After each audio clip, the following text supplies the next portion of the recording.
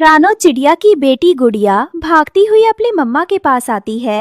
मम्मा मम्मा ये देखो मुझे क्या मिला है। ये तो केले के बीज है, आपको कहाँ से मिले? मम्मा मैं नदी से पानी पी रही थी, ये बीज वहीं गिरा पड़ा था, मैं उठा के भाग आई। गुड़िया बेटी, ये तो आपने बहुत अच्छा किया। मैं इस केले के बीज को आंगन में बो देती हूँ। धीरे धीरे केले का पौधा बड़ा हो जाएगा और फिर केले लगने लगेंगे। फिर माँ बेटी अपने आंगन में एक गड्ढा खोदकर बीज को बो देती है। चिड़िया भागकर पानी देती है। गुड़िया को तो बहुत इंतजार था बीज से पौधे निकलने। खासा पौधा निकल आता है। ये नन्हा पौधा आ गया। मम्मा मम्मा जल्दी आओ, हमारा पौधा निकल आया। गुड़िया का शोर सुनकर कौवे पड़ोसी भी वहाँ आ जाते हैं। क्यों इतना शोर मचा रखा है? तुम माँ बेटियों ने इतना शोर क्यों मचा रखा है? मैं चैन से सो रहा था, जाकर आना ही पड़ा। कालू अंकल, हमारे केले का पौधा निकल आया है। बहुत जल्द ये पेड़ बड़ा हो जाएगा और फिर हमें ताजी ताजी केले खाने को मिलेंगे। चिड़िया, क्या सच में ये पौधा केले का है? हाँ कालू भैया, मैंने खुद बीज को देखा था। अच्छा, अब ठीक है। दोबारा से शोर ना मचाना, हम डिस्टर्ब होते हैं। चलो गोरी जी। ऐसा कहकर गोरी कालू वहाँ से चले जाते हैं, मगर गोरी तो अंदर से जल रही थी। कालू, वो छोटी चिड़िया मजे से केले खाएगी और हम उन्हें देखा करेंगे। क्या ये सब हम बर्दाश्त कर पाएंगे? अब इसमें मैं क्या कर सकता हूँ? हम भी अपने आंगन में किसी फल का पौधा बोएंगे। आप अंगूर के बीज ले आए, मेरे अंगूर फेवरेट है। ठीक है, तो मैं यूं गया और यूं आया। मेरे मामा खेती बाड़ी करते हैं, उन्हीं से बीज ले आऊंगा। फिर कालू कौवा अपने मामा के जंगल जाकर अंगूर के बीज ले आता है। गोरी उसे गड्ढा खोदकर बो देती है। 2-3 दिनों में ही अंगूर की छोटी सी बेल उगती है। कालू, ये देखो हमारी अंगूर की बेल निकल आई है। हाँ, अब उस चिड़िया को चिड़ा चिड़ा कर अंगूर खाएंगे। चलो अब बेल को पानी देते हैं, नदी से पानी लाना होगा। फिर कालू नदी से पानी लेने चला जाता है। वहाँ चिड़िया भी पानी भर रही थी। अरे कालू भैया, आप किसके लिए पानी लेकर जा रहे हो? हमारी अंगूर की बेल है, उसी के लिए पानी लेकर जा रहा हूँ। वाह कालू भैया, अंगूर तो बहुत अच्छे लगते हैं। 2-4 अंगूर हमें भी खिला देना और बदले में मैं आपको केले दे दिया करूँगी। हाँ देखेंगे, समय तो आने दो। इतना कहकर कालू कौवा अपना मटका भरता है। उनको तो अपनी बेल का अभी से बहुत घमंड होने लगा था। धीरे धीरे दोनों के बेल और पौधा बड़े होते हैं। एक मिट्ठू तोता कौवे से कहता है, क्या कौवे जी, क्या ये वही अंगूर की बेल है जो तुमने बोई है? हाँ, और नहीं तो क्या, तुम बोकर गए थे। नहीं, मैंने ऐसा तो नहीं पूछा। वैसे बेल बहुत अच्छी है, जब अंगूर लग जाए तो 2-4 मुझे भी चखा देना। गांव बसा नहीं, भिखारी पहले आ गए। कालू की ऐसी बातें सुनकर मिट्ठू तोता चुपचाप वहाँ से चला जाता है। कितना घमंड है इस काले कलूटे को, अभी तो एक अंगूर लगा भी नहीं। मिट्ठू तोते, आप फिर से कालू से झगड़ा करके आए हो क्या? हाँ, झगड़ा तो नहीं हुआ, मगर मैं कुछ बोल देता तो जरूर झगड़ा हो जाता। 1-2 अंगूर खाने का क्या बोल दिया, मुझे भिखारी बोलने लगी। मैं चुपचाप आ गया, इसलिए मामला शांत है। मिट्ठू अंकल, आप ताजे ताजे केले खाने हमारे यहाँ आ जाना। ये देखो हमारे केले का पौधा बड़ा होने लगा है। हाँ मिट्ठू तोते, बहुत जल्द हमारे पेट पर केले लगेंगे। आप पेट भर के केले खाना, हम आपको कुछ नहीं कहेंगे। इसी तरह से समय गुजरता गया। कालू गोरी की बेल पर तो अंगूर की भरमार हो गई थी। कालू, नजर ना लग जाए हमारी बेल को, कितनी सुंदर लग रही है। हाँ, एक बात और, अभी तक चिड़िया के पेड़ पर एक भी केला नहीं लगा है। ऊंट जितना बड़ा हो गया है। मम्मा, ये पेड़ और कितना बड़ा होगा, इस पर केले कब लगेंगे? गुड़िया बेटी, मुझे क्या मालूम, अब तक तो केले लग जाने चाहिए थे। शायद वो बीज ही खराब होगा, वरना हमने पूरी देखभाल की थी। रानो चिड़िया केले के पेड़ की खूब देखभाल करती थी, मगर एक केला भी उस पर नहीं लगता। बस पेड़ बड़ा और घना हो रहा था। सब पक्षी केले के पेड़ को ही देखते रह जाते।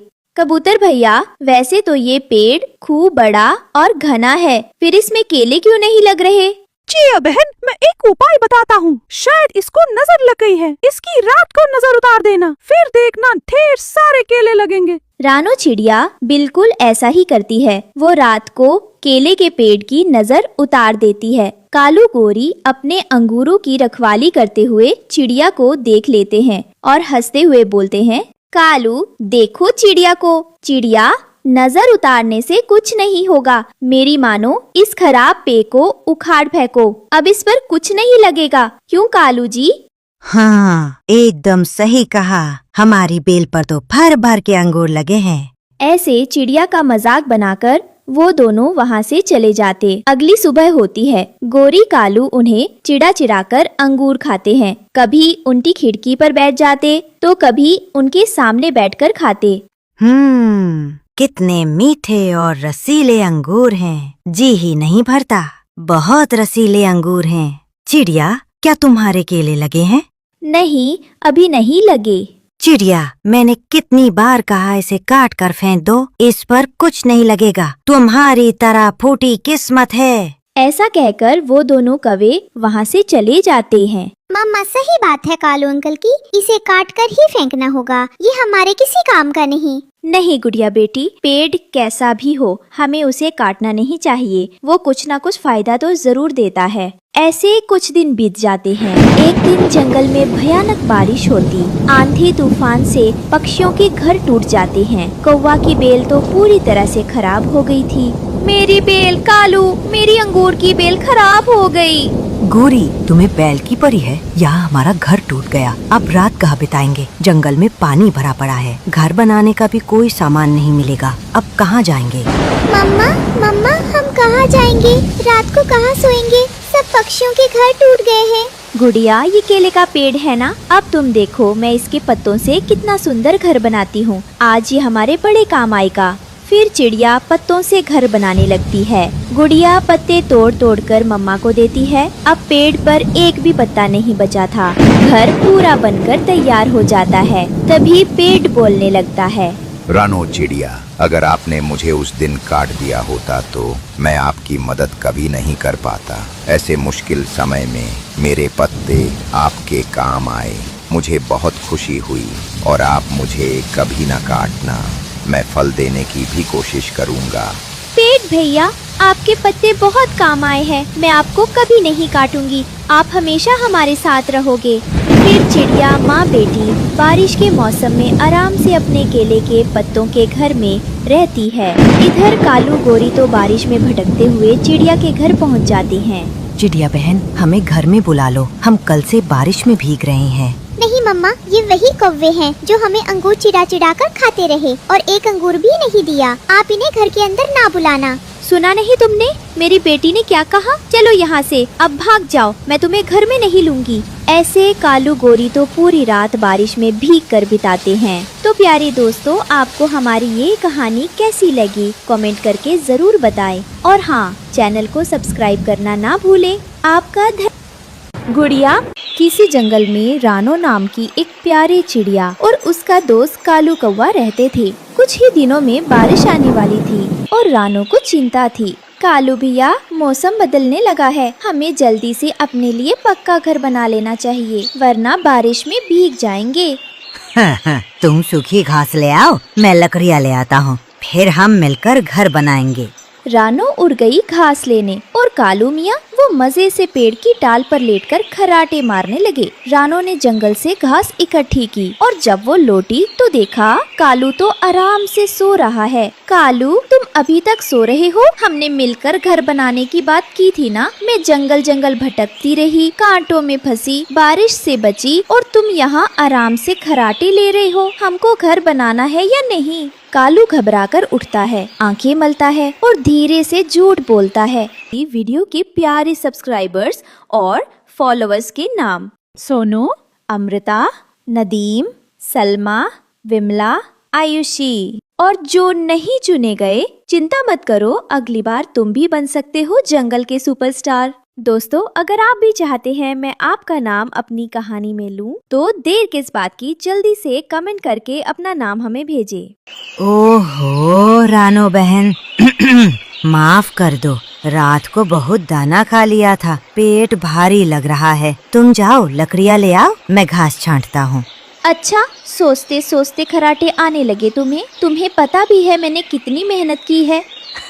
अरे नहीं नहीं, मैं तो अब काम शुरू करने ही वाला था। तुम एक काम करो, लकड़ियाँ ले आओ, तब तक मैं ये सारी घास छांटकर तिनकों में बदलता हूँ। मेरा वादा है, इस बार मैं सचमुच काम करूँगा। रानो फिर से उड़ गई, लेकिन कालू मियाँ फिर खराटों में खो गई। जैसे ही रानो जंगल से लकड़ियाँ लेकर लौटी, उसकी आंखों ने वही देखा जिससे उसका दिल फिर से दुख गया। कालू फिर से पेड़ की डाल पर पैर फैलाकर मजे से सो रहा था। लकड़ी तो दूर, उसने घास को भी हाथ नहीं लगाया था। ओ नहीं, ये फिर से सो गया। कितनी मेहनत से मैं लकड़ियाँ लाई और ये मियाँ सो रहे हैं जैसे बादशाह हों। उसी समय वहाँ से तोता उड़ता हुआ आता है। रानो बहन, क्या तुम और कालू घर बना रहे हो? हाँ तोते भैया, हम दोनों ने मिलकर तय किया है। रानो को गुस्सा आ गया। वो भागती हुई कालू के पास पहुँची। बेशरम कालू, तू हर बार मुझसे काम कराता है और खुद मजे करता है। अब मैं अकेले ही घर बनाऊंगी। अरे रानो बहन, गलती हो गई। अब की बार पक्का मेहनत करूँगा। तुम दाना ले आओ, मैं तब तक लकड़ियाँ जोड़ता हूँ। कसम से इस बार पूरा घर मैं बनाऊंगा। रानो ने लकड़ियाँ जोड़ी, घास बांधी और अपना घर बना लिया। लेकिन जैसे ही वो दाना लेकर आई, देखा कालू उसके घर में घुस गया और दरवाजा बंद कर लिया।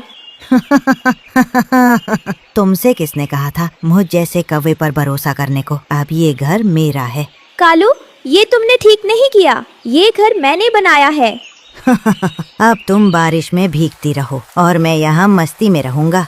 क्या कालू, दरवाजा खोलो, ये घर तो मैंने बनाया है। रानो डर गई। वो भीग रही थी, कांप रही थी। उसे यकीन नहीं हो रहा था कि उसका दोस्त उसके साथ ऐसा कर सकता है। लेकिन वो हार मानने वाली नहीं थी। मैं अब किसी पर भरोसा नहीं करूंगी। मुझे खुद ही अपने लिए कोई ठिकाना ढूंढना होगा। तेज बारिश शुरू हो चुकी थी। रानो भीग रही थी, डर रही थी और अकेली थी। वो जंगल से उड़ती हुई इंसानों की बस्ती में चली गई। हे भगवान, अब मैं कहाँ जाऊँ? कहीं तो कोई जगह मिले बारिश से बचने की। तभी उसे एक बड़ा मटका दिखा और उसे एक उपाय सूझा। रानो उड़ती हुई इंसानों की बस्ती की तरफ चली गई। वहाँ उसे एक आंगन के कोने में एक मिट्टी का बड़ा सा मटका दिखा। वो मटका खाली था, सूखा था और बहुत मजबूत भी। अरे, ये मटका तो बहुत अच्छा है। अगर मैं इसे ले जाऊँ तो इसमें अपना छोटा सा घर बना सकती हूँ। रानो ने वो मटका उठा लिया और वापस जंगल आ गई। उसने मटका को एक मजबूत पेड़ पर रखा, घास डाली और उसे अपना प्यारा सा घर बना लिया। अब चाहे कितनी भी बारिश हो, मैं अपने मटके वाले घर में आराम से रहूंगी। उधर कालू के घर की छत से पानी टपकने लगा। बिजली गिरी। कालू डर के मारे कांपने लगा। दूसरी तरफ मटके घर के अंदर रानो आराम से रह रही थी। इधर कालू के पक्के घर की छत टूट गई और वो भीगता हुआ बाहर भागा। बिजली कड़की और कालू डर के मारे कांपता हुआ रानो के घर के पास पहुंचा। रानो बहन, मुझे बहुत डर लग रहा है। मुझे अपने घर में आने दो प्लीज। नहीं कालू, जो दूसरों की मेहनत पर कब्जा करता है उसे सबक मिलना जरूरी है। अब तुम भीगते रहो। फिर क्या, कालू पूरी रात ठंडी हवा और बारिश में कांपता रहा और रानो अपने मटके घर में मजे से सोती रही। बारिश अब और भी तेज हो गई थी। आसमान में बिजली चमक रही थी और ठंडी हवा से पत्ते उड़ रहे थे। कालू कौवा पूरी तरह भीग चुका था। उसका बनाया घर तो कब का टूट चुका था। अब उसे कोई सहारा चाहिए था। कालू कांपता हुआ उड़ता है और तोते के घर की ओर जाता है। तोते भैया, प्लीज दरवाजा खोलो, मैं भीग रहा हूँ। मुझे बहुत ठंड लग रही है। अंदर से तोता खिड़की खोलकर झांकता है। कालू, अब याद आई मेरी। जब रानो मेहनत कर रही थी तू सो रहा था। जब उसे जरूरत थी तूने उसे घर से निकाल दिया। अब जब तेरे पंख भीग गए तो तू दौड़ता फिर रहा है। मुझे माफ कर दो तोते भैया। अब समझ आया कि दूसरों के साथ बुरा करने का क्या अंजाम होता है। बस आज की रात मुझे पनाह दे दो प्लीज। माफ करना कालू, पर तुम्हारे लिए अब कोई जगह नहीं है। हर किसी को अपनी करनी का फल मिलता है। अब जाकर खुद अपने लिए ठिकाना ढूंढो, जैसे रानो ने किया। तोते ने दरवाजा बंद कर लिया। कालू कुछ पल वहीं खड़ा रहा। बारिश उसके पंखों से टपक रही थी, लेकिन अब उसके मन में पछतावा था। उसे पहली बार अपनी गलती का एहसास हुआ। कालू पेड़ की टहनी पर जाकर बैठता है। ठंड में कांपते हुए कहता है, काश मैं रानो की मदद करता, काश मैं मेहनत करता। अब देर हो गई। प्यारे बच्चों, इस कहानी से हमने क्या सीखा? जो मेहनत करता है वही सुखी रहता है, और जो चालाकी करता है उसे कभी न कभी पछताना ही पड़ता है। इसलिए हमेशा सच्चे बनो, मेहनती बनो और दोस्ती में धोखा मत दो। अगर आपको मेरी कहानी अच्छी लगी तो इस वीडियो को लाइक करें, चैनल को सब्सक्राइब करें और घंटी दबाना मत भूलें। अगली बार फिर मिलेंगे एक नई कहानी। एक घना जंगल था जहाँ मूसलाधार बारिश हो रही थी और साथ में ठंडी हवाएं और बिजली भी कड़क रही थी। घने जंगल के एक कोने में बारिश की बूंदें बेरहमी से धरती को भिगो रही थी। ठंडी हवा पेड़ों को हिला रही थी और उसी तूफानी मौसम में एक टूटा हुआ पेड़ खड़ा था। उसकी खोखली डालियों में सिमटी बैठी थी रानो चिड़िया। कहाँ जाऊँ मैं, ना माँ रही ना बाबा, ये बरसात भी जैसे मेरी तन्हाई का मजाक उड़ा रही है। सबके अपने हैं, मैं बस एक चिड़िया हूँ, वो भी बेसहारा। अचानक आसमान में बिजली कड़की, उसकी चमक ने अंधेरे जंगल को चीर दिया। उसी पल दूर पेड़ों के बीच कहीं से बछड़े की हल्की सी आवाज आती है। एक बड़ा पुराना बरगद का पेड़, उसके नीचे बीमार बछड़ा लेटा हुआ था। माँ, कहाँ हो माँ? मुझे बहुत ठंड लग रही है। ये बारिश रुकती ही नहीं, पूरा शरीर कांप रहा है। भूख भी बहुत लगी है माँ, सुबह से कुछ खाया नहीं। अगर तुम होती तो अपने थनों से गर्म दूध पिलाती ना। माँ, मुझे बहुत डर लग रहा है, कहीं कोई जानवर आकर मुझे खा न जाए। एक सुंदर जंगल में रानो चिड़िया अपने छोटे से घर में खुशहाल जीवन बिता रही थी। रानो मेहनती थी, दिन भर दाने जमा करती और अपना घोंसला सजाती रहती। आज सूरज खूब चमक रहा है, चलो कुछ हीरे जैसे पत्थर इकट्ठे करूं, मेरे घर को चमकाना है। ये वीडियो के प्यारे सब्सक्राइबर्स और फॉलोअर्स के नाम: मुकेश, भावना कुमारी, युवराज कुमार, लता सिंह, मोहित, काजल। और जो नहीं चुने गए, चिंता मत करो, अगली बार तुम भी बन सकते हो जंगल के सुपरस्टार। दोस्तों, अगर आप भी चाहते हैं मैं आपका नाम अपनी कहानी में लूं, तो देर किस बात की, जल्दी से कमेंट करके अपना नाम हमें भेजें। पास के टहनी से मिट्ठू तोता उड़ता हुआ आता है।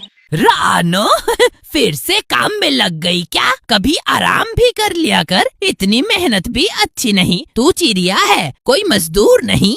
अरे मिट्ठू तोता, मेरे लिए ये मेहनत नहीं, खुशी है। जब मेरा घर चमकता है तो लगता है जैसे मेरे दिल में रोशनी फैल जाती है। तुम भी चलो, आज हम दोनों मिलकर सबसे खूबसूरत पत्थर लाएंगे, फिर साथ में चाय भी पियेंगे।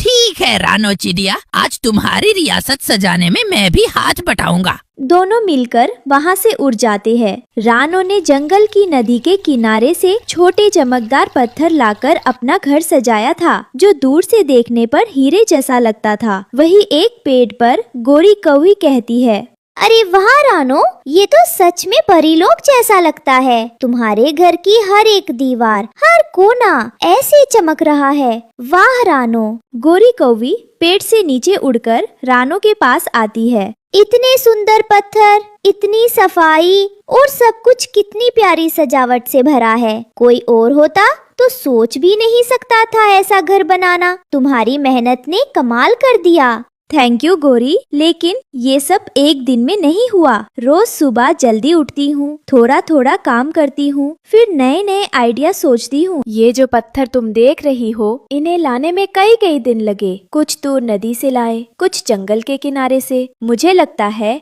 असली हीरे वो नहीं जो चमकते हैं, असली हीरा तो वो मेहनत है जो हर दिन की जाती है। गोरी कौवी ये सब बातें करके वहाँ से चली जाती है। उधर पास के पेड़ पर रहता था कालू कौवा, जो रानो का घर देखकर जल रहा था। हद हो गई यार, ये छोटी सी रानो चिड़िया, और देख उसका घर हीरो जैसा चमक रहा है। सब उसे वाह वाह कर रहे हैं, कोई हमें क्यों नहीं देखता? हम भी तो पंख वाले हैं, उड़ते हैं, खाते हैं, रहते हैं, फिर रानो ही क्यों चमके? ये नाइंसाफी है। अरे कालू भाई, तू तो गुस्से में पंख फरफरा देगा अब, पर वो सच में मेहनती है। दिन रात कुछ न कुछ बटोरती रहती है। हाँ, हमें तो जरा सा उड़ना भी भारी लगता है। ले, मेहनत नहीं करने वाला भूरा, मेरा नाम कालू है, चालाकी से काम लूंगा। रानो ने जो बनाया है उसे पाने का और भी तरीका है, मेहनत से नहीं, समझदारी से। कौन रोज पसीना बहाए? मैं चुपचाप उसके घर से कुछ चमकदार पत्थर उड़ा लाऊंगा, फिर मैं भी बनाऊंगा अपना हीरे जैसा घोंसला, बिना एक दाना भी खोजे। हाँ, अरे चोरी, ये सही नहीं होगा कालू। रानो तो बहुत भली चिड़िया है, और अगर पकड़े गए तो चुप रह बुरा, कोई नहीं पकड़ेगा मुझे। रात को सब सोते हैं, मैं उड़ कर जाऊंगा, पत्थर उठाऊंगा और फिर देखना सबसे ज्यादा चमकता घर मेरा होगा। बुरा थोड़ा डरते हुए चुप हो जाता है। कालू आंखें सिकोड़कर दूर रानो के घर की ओर देखता है और ऐसे ही रात हो जाती है। रात के सन्नाटे में सब सो रहे थे। चांद की रोशनी में रानो का हीरे जैसा घर चुपचाप चमक रहा था, लेकिन किसी की नजर उस चमक पर लगी थी। कालू कौआ धीरे धीरे पेड़ों की छाया में उड़ता हुआ आया। हाँ, यही है वो घर, रानो का घर, चमकता हुआ, सबकी नजरों का तारा। पर आज से ये सब मेरा होगा। थोड़े थोड़े पत्थर चुरा लूंगा, कोई कुछ समझ भी नहीं पाएगा। हर रात एक पत्थर और फिर कुछ ही दिनों में मेरा घर सबसे चमकीला होगा। बिना मेहनत के मिलेगा सब कुछ। रानो को तो पता भी नहीं चलेगा, और अगर चल भी गया तो कौन उसकी सुनेगा। वह एक पत्थर उठाता है। धीरे धीरे उड़ने ही वाला होता है कि एक टहनी टूटने की आवाज आती है। कालू चौंक कर इधर उधर देखता है, फिर जल्दी से उड़ जाता है। कालू की चाल तो चल गई, लेकिन भूरा की आत्मा बेचैन हो उठी। वो झाड़ियों के पीछे बैठा था और उसकी आंखों में नींद नहीं थी। ये क्या कर दिया मैंने? मैं तो सिर्फ सुन रहा था, लेकिन चुप रहकर मैंने भी चोरी का साथ दिया। रानो जैसी मासूम चिड़िया के साथ ये बहुत गलत हुआ। वो ऊपर आकाश की ओर देखता है और कहता है, मैं ये बोझ नहीं सह सकता। नहीं, मुझे सच्चाई बतानी ही होगी। अगली सुबह गोरी कवि अपने घर से बाहर निकली और देखती है, हे भगवान, रानो का घर सब बिखरा हुआ है। ये किसने किया? उसी वक्त भूरा कौआ घबराया हुआ उड़ता हुआ आता है। गोरी बहन, मुझे कुछ बताना है, बहुत बड़ी गलती हुई है। क्या हुआ भूरा? ये सब किसने किया? कालू ने रानो के घर से हीरे जैसे पत्थर चुरा लिए और मैं वही था, कुछ नहीं कहा, बस चुप रहा। सच बोलने की हिम्मत भी बहुत बड़ी बात है भूरा। अब हम मिलकर रानो को ये बताना होगा और कालू को भी उसकी गलती का एहसास करवाना होगा। गोरी और भूरा मिलकर रानो के पास जाते हैं। सुबह हुई, सूरज निकला, लेकिन रानो का घर अब वैसा नहीं था। कुछ चमकदार पत्थर गायब थे और रानो का दिल दुखी था, और उसका दोस्त मिट्ठू तोता भी। वही घर के बाहर का नजारा देख बेहद उदास था। मैंने कितनी मेहनत से ये घर बनाया था मिट्ठू तोता, अब सब बिखर गया। रानो, चिंता मत करो, सब ठीक होगा। वो देखो, गोरी और भूरा आ रहे हैं। गोरी और भूरा उड़ते हुए आते हैं। रानो, तुम्हारे घर से जो पत्थर गायब हुए हैं वो कालू ने चुराए हैं। और मैं वही था, लेकिन कुछ नहीं बोला। मुझे बहुत दुख है। गोरी, मिट्ठू तोता और भूरा रानो के साथ मिलकर कालू के ठिकाने पर जाते हैं। कालू, तुम रानो की मेहनत चुराई है, ये गलत है। अगर तुम्हें अच्छा घर चाहिए तो मेहनत करो। मुझे उपदेश मत दो गोरी, मैं जो चाहता हूँ लेकर ही रहूंगा। तीनों एक साथ कालू को चारों ओर से घेर लेते हैं। थोड़ा सा धक्का मुक्की होती है। रुको, बस करो, मुझे माफ कर दो, मैं गलत था। मुझे लगा मैं चालाकी से जीत जाऊंगा, पर अब समझ में आया कि अकेले रहकर और चोरी करके कोई खुश नहीं रह सकता। वो धीरे से रानो की ओर देखता है। उसकी आंखों में आंसू बहन लगते हैं। रानो, मैं शर्मिंदा हूँ, क्या तुम मुझे माफ करोगी? रानो ने कालू को माफ कर दिया। कालू और गोरी ने मिलकर फिर से रानो का घर बनाया, और पहले से भी सुंदर। घर की सबसे बड़ी चमक माफी और मित्रता से आती है, हीरो से नहीं। इस कहानी से हमें ये सीख मिलती है कि मेहनत और सच्चाई से बना रिश्ता कभी नहीं टूटता। जलन से कुछ नहीं मिलता, लेकिन पश्चाताप से दिल जीत सकते। चूड़ी ले लो, चूड़ी ले लो, रंग बिरंगी चूड़ी ले लो। आओ पक्षियों, चूड़ी ले लो। दूर एक घने जंगल में रानो चिड़िया अपने एक छोटे से बेटे के साथ रहती थी, जिसका नाम कुकू था। उसके पति की मौत एक हादसे में हो गई थी। तब से वो ही अकेले अपने बच्चे को पाल रही थी। एक दिन बहुत तेज हवाएं चलने लगती हैं। उसमें रानो चिड़िया और बहुत से पक्षियों के घोंसले मजबूत न होने के कारण टूट गए और वो सब पक्षी बेघर हो गए। और थोड़ी ही देर में बहुत तेज बारिश भी होने लगी। इस वजह से बाढ़ भी थोड़ी देर में आ ही गई। सभी पक्षी ये भयंकर मंजर देखकर वहाँ से भागने लगे। रानो चिड़िया भी अपने बेटे कुकू चिड़ा के साथ पास ही के दूसरे जंगल पहुँची, जहाँ बारिश बहुत कम हो रही थी। रानो चिड़िया को देखकर उस जंगल का सरपंच कालू कौवा आया और उससे बोला, अरे ओ चिड़िया, तुम हमारे जंगल में क्यों आई हो? तुम्हें पता नहीं, ऐसे कोई भी पक्षी मुंह उठाकर यहाँ नहीं आ सकता। सरपंच कालू कौवे की बात सुनकर रानो चिड़िया उससे कहती है, सरपंच जी, आप नहीं जानते कि हमारे जंगल में तेज हवा और बारिश के कारण घर टूट गए हैं और सभी पक्षी बेघर हो गए हैं और धीरे धीरे बारिश ने अपना कहर दिखाना शुरू कर दिया है। इसलिए मुझे और मेरे बेटे को अपने जंगल में ही रहने दीजिए। हम पर रहम करिए मालिक। रानो चिड़िया की सब बातें सुनकर सरपंच कालू कौवा गुस्से में उसे बोलता है,